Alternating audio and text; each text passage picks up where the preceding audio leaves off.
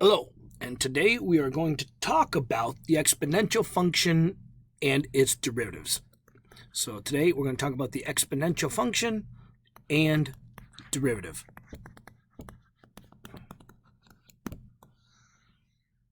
Alright, so let's just jump right in with an example. So let's say we have the function y equals natural log of e to the 4x plus 8. And we would like the derivative of this function. Well, the derivative, again, we always got to keep this in mind. Last rule. Last rule is my first rule for the derivative. The last outside most operation is the log. Since that's the last outside most operation, that's the rule I'm really looking at. So I see the natural log. It's the outside operation, which means that is the derivative I'm looking at. And the derivative of the log is the derivative of the inside of the parentheses over the parentheses. So over the parentheses. So that's what's in the parentheses right there. So now I got to take the derivative of what's in the parentheses. So what's the derivative of the in the parentheses? The derivative of e to the 4x is e to the 4x times 4. And the derivative of a plus 8 is 0.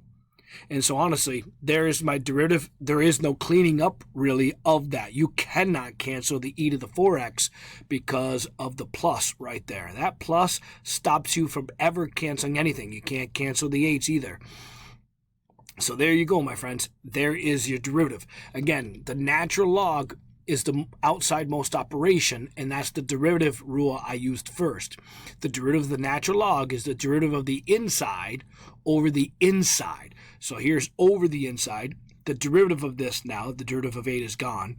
The derivative of this is right there. And so that's how I did that. Again, when things are tough, you need to pause it. Like right now, this would be a perfect time to pause this screen and see how I went from one thing to another. Let me kind of highlight. The derivative of this is right there, all right? That would be the derivative of that. All right, guys, let's move on to another example. In this video, I want to just do a few examples, and as I write down the function, you might want to pause, and you attempt it before I go through the answer myself. So the next one I want to look at is 1 plus e to the 5x over e to the 3x. Well, there's two ways to tackle this problem. First way is obviously the quotient rule. Nothing wrong with the quotient rule. The second way, because the plus is in top, is to first attack it with algebra. So I'm going to attack this with algebra. So the 1 goes in, the e goes into the 1. That's e to the negative 3x when you put it into the 1. Because what I'm doing is I'm splitting at this 1. I'm splitting at the plus. You would never split at the 1. You split at the plus. You're allowed to do this. You can split any denominator into multiple numerators utilizing the plus or the negative. So at this plus, I split it into two separate fractions, and that's what you're seeing there. So 1 over e to the 3x, e to the 5x over e to the 3x. Now 1 over e to the 3x, to bring the e up, I negate it. And the other one, good old exponential rules, e to the 5x over e to the 3x, bases are the same, subtract the exponents, you get e to the 2x. Really, the rules for algebra for exponents, you really got to be keen on when you're dealing with logs and e's, because they always come back in this section. Again, when you have exponentials on the denominator, you can bring them to the numerator by negating the exponent. When you have like bases, you would subtract, and 5x minus 3x is 2x. Now that I have it written like this, the derivative is pretty straightforward. The derivative of e to the negative 3x is e to the negative 3x times negative 3. The derivative of e to the 2x is e to the 2x times 2. And there is my answer. Can I write it a little bit more friendly? Sure, just put the numbers in front. By putting the numbers in front, you are done. There's really no cleaning this up. You cannot combine e to the negative 3x and e to the 2x. Their exponents are different, so you really cannot combine them. You cannot add them. They're not like terms. They're actually very separate items. So when I took the derivative of this, I did the red with the red and kept the red.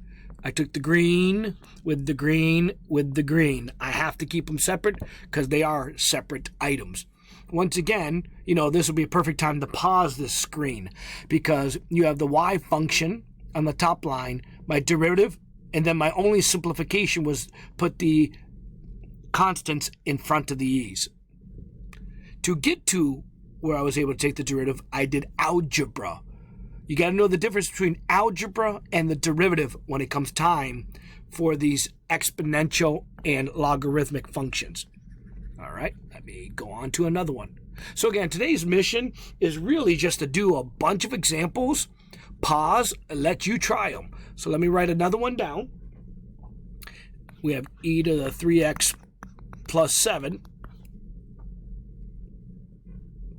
to the 14th. And so now I want the derivative. Well, again, with this, just like the log one we did, you got to know your first rule. All right? What is our last rule means first rule derivative. Last rule for calculator would be the 14th power. So that's the first rule for the derivative. I always keep with that same theme no matter which video of mine you're watching. So I would bring the 14 down. Again, before just watching me, try it on your own. See if you saw that. See if you saw parentheses power was the last operation. That means it's your derivative. And how do you take the derivative of power? Bring the power down, leave the inside alone, subtract 1 from the exponent. And then yes, multiply now by the derivative of the inside. The derivative of the inside, the derivative of e to the 3x is e to the 3x times 3. The derivative of a 7 is 0. So again, if this is my, oops, I wanted it green there. If that was my u, this is my u prime. Because that's how you would do the parentheses power rule or chain rule. If you look up the chain rule in the previous video, you see I did this multiple times. So again, this would be a perfect time for you guys to take a look at this, pause the video, try it out, make sure it makes sense. Power down, leave it alone, subtract 1 from the exponent. Then multiply by the derivative of the inside of the parentheses. That's our good old chain rule. Now, can I clean it up for our homework's sake? Yes. Really, the only thing you can do, as I taught you, you don't mess with the parentheses power, you mess with the things on the outside. And the only thing you can multiply on the outside is the 14 and 3. What does 14 and 3 make? 42, I believe. Check that for me. The E3x comes along on the backside. And that parentheses, that's the last thing I write, but I don't change the parentheses. So this is the algebra time. This just drops to here. 14 and 3 make 42.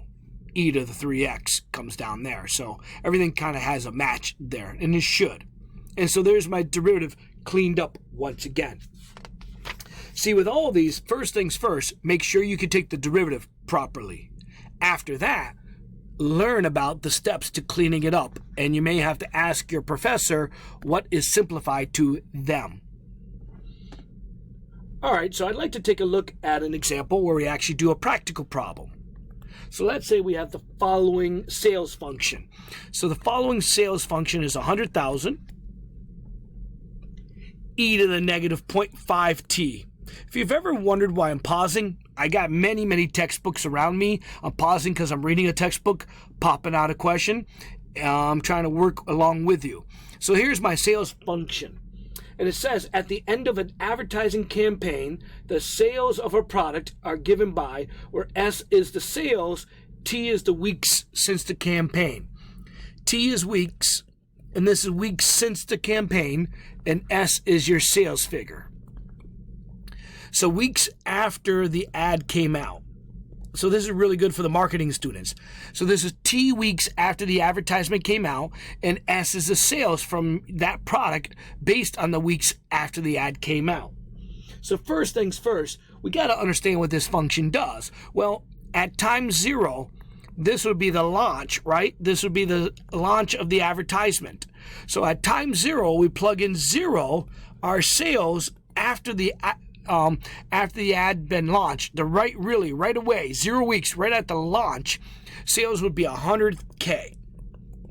Because e to the 0, when you plug in 0, e to the 0 is 1, so we get 100,000 items right off the bat. And so time 1 week in, well, now that's computer work. 1 week in, we got to plug in 1. So 1 week in, now like you guys, I'm taking my calculator out, 100,000 times e to the negative 0.5. Oh, didn't have my e in there, so I got to do it again. 100,000. Please check my work, everybody. E to the negative 0.5. And I get 60,653 units with some decimals. Good enough for the units. So notice, 1 week in, people are already starting to forget about my campaign and my advertisement. We have to think about when to launch it again, when to relaunch it again, bring it back up to the 100,000 customers. So first things first, part A. Find the rate of change of sales with respect to time. So I want to find the rate of change of sales with respect to time. Well, whenever I see the word rate of change, I'm really thinking it's the derivative. The rate of change is the derivative. Derivative of what? Sales, because it says rate of change of sales. That's my top of my derivative, as I call it. With respect to, that just tells me the letter of choice when I do the implicits. In this case, it'd be DSDT. So I go up here, and you bet it, I'm going to do the implicit derivative. So derivative of S should be 1, but the derivative with respect to is t, so it's 1 times ds dt, because that's what you would do in an implicit derivative. On the other side, the derivative of 100,000 e to the negative 0.5t, because that's a constant, I do not need the product rule here. It's just the good old exponential rule. So it's 100,000, rewrite the e, and then take the derivative of the exponent negative 0.5t. Again, when it's a constant times e and I want the derivative, it's rewrite the constant, rewrite the e, derivative of the exponent negative 0.5. And that's what I have here is my derivative function. Yes, I'm going to multiply the 100,000 by the negative 0.5, and I believe that would give me negative 50,000. And it makes sense my function would be negative because I would expect sales to decrease as time increases. So it makes sense it would be negative for that mere fact. Again, sales should decrease, or the increase in sales, I should say, right? Remember what the derivative gives me.